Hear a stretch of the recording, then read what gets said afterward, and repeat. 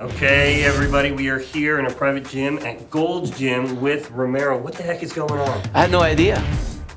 Yes, you do. You know why you're here. No, I'm here. Of course, I'm here because my dear friend Arnold Schwarzenegger is going to be talking to this beautiful documentary that's happening about, my art, my career, my life, all together, all in one. So it's pretty incredible. Oh, let's go. Let's do it. Oh. I think he probably heard as many times as I have. This is impossible. It can't be done. So that is a clip from the sizzle reel that we just released for a documentary we're making on the most licensed artist in history, Romero Britto. Now, in making this film, we've gotten the opportunity to interview a bunch of celebrities. And so in this video, we're going to bring you 5 tips for interviewing celebrities or high-profile people. His art is all over my house. Now, if you haven't seen the sizzle reel, go check that out over here so you can get a sense of how this all came together. He's considered for the most licensed artist in history. Usually the people see the glory and they don't know the story. You know what I'm saying? Okay, so diving in, tip number 1. If you're working with celebrities, know that you most likely won't get a lot of time. I mean, perhaps 5 to 10 minutes in total. Now, you can make the most of that by thinking about how you can set up way in advance. I mean, we only had 10 minutes at Gold's Gym, but when we asked, we could come in the night before and set up. And so we spent a solid 3 hours preparing for that 10 minutes that we'd have. So let's head back to Gold's Gym and show you a quick rundown of the prep we did to have the room ready for that interview. We are getting ready for the interview. We'll show you a little bit of what this looked like before we set up. Largely the background's the same. What we really did was just keep the ambience low, use a lot of different spots. You can see the kettlebells popping up from different Forza 60s. We do have 1, 2, 3, 4, 5, 6, 7, different lights. Arnold should be joining us any minute. And I think that's my signal, so I'm gonna get my hell out of here and get ready over there. Now, you're not always going to get access to the location ahead of time, so that presents a different challenge. In those cases, you need to choose gear that is quick and flexible, letting you adjust to the location that you get, and that lets you move fast. So for this interview with DJ Khaled, we would only have a few minutes in his backyard, and so thinking fast and flexible, we chose a Canon 28-70 f2 zoom lens on our V-Raptor. We then used Pavo tubes that have a built-in battery, and you can dial in both the color and the brightness very quickly. We used a Nanlite Forza 150B with a large softbox as a key light, and then one Forza 500 with a Fresnel lens, which would give us lots of power as an option to light the background if we found that we had enough time to get that up. So all of those lights plus sound was up and ready in less than 10 minutes.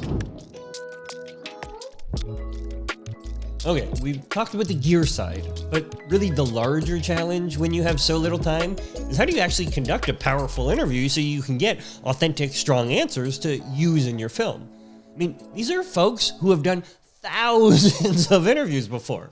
And if you do what everybody else does, you're gonna get what everybody else got, right? So tip number 3 is always find a connection point, something that matters to both you and whomever you are talking about. We are making a story about Romero Britto, but we're also making a story about artists staying true to their voice, about what to do when everybody tells you no. Right. When everybody tells you it's not the right fit, you got to change something. With so little time, we can be tempted to just jump right into the questions we know that we need to ask. But then we're going to get standard, more scripted feeling answers. So you have to show that you really see them, that you get their story, and that you want their unique perspective. Look, if I've got 10 minutes with somebody, I'm going to take 8 of those minutes just to establish a real connection, and I'll only use 2 focusing on the questions that we need for the film. But that's how we get powerful, genuine, emotive responses.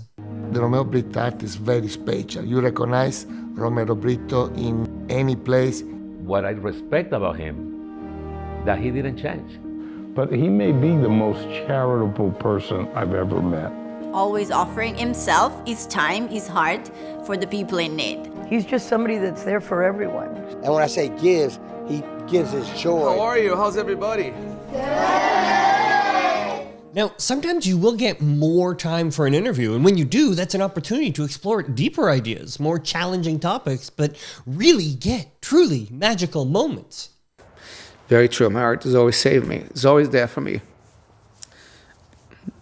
Now, to explore that idea, let's head back to LA where we were interviewing Romero Britto, the person that this whole film is about. Okay, my friends, we probably had one of the most emotional and invulnerable interviews, I'd say, in the last couple movies we made.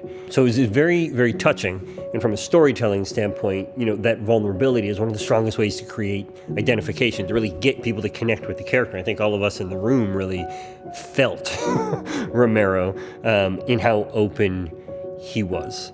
And so I've invited Bo, our lead cinematographer on the film, to see if he has any questions about the process of cultivating and leaning into those emotional moments. Yeah, I think for me, the interesting thing is, as somebody who's done a million interviews, there's a couple things that pop into my head. First of all, we're not even in Romero's house, right? We're in a completely different space that he's never been in before, right? You have this way about you that when you're asking these questions, there's a comfortability that comes along with it that I find intriguing. That I know that it's taken a lot of practice and you do it a lot. What do you do exactly to allow people to open up, to feel comfortable in a space that they're completely unfamiliar with? We like to say that you always have to bring your humanity to an interview over a checklist. Like that, I did not have a list of questions. We had some things we wanted to hit on, but there was no checklist of things. And in bringing your humanity, to me, that's also like bringing your curiosity, right? Like genuinely being open to the dialogue and where it goes. And the things that he was most emotional, I had not planned to talk to him about, but you could see that they were going there. So, bringing all of your humanity, being present, being curious, they sound easy, but it's hard to cultivate. So Lucas is the CEO, and he's your best friend.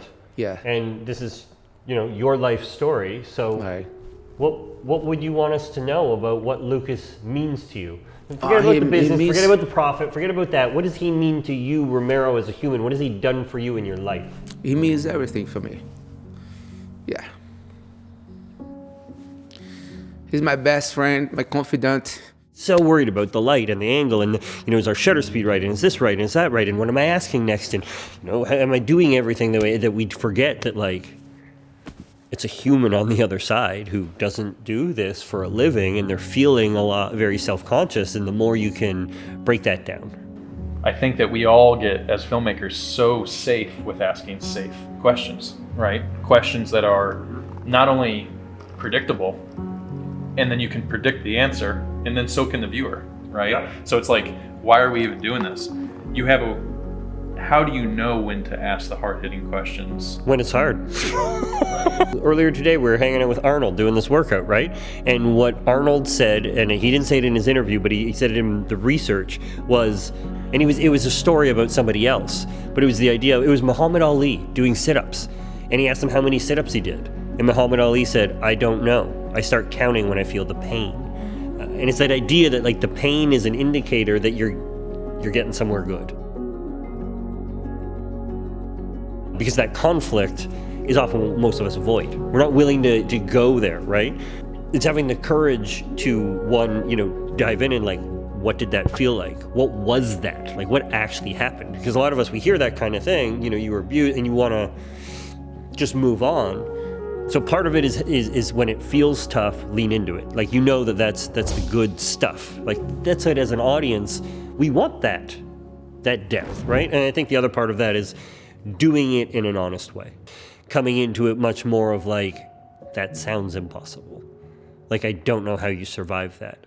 What did that feel like?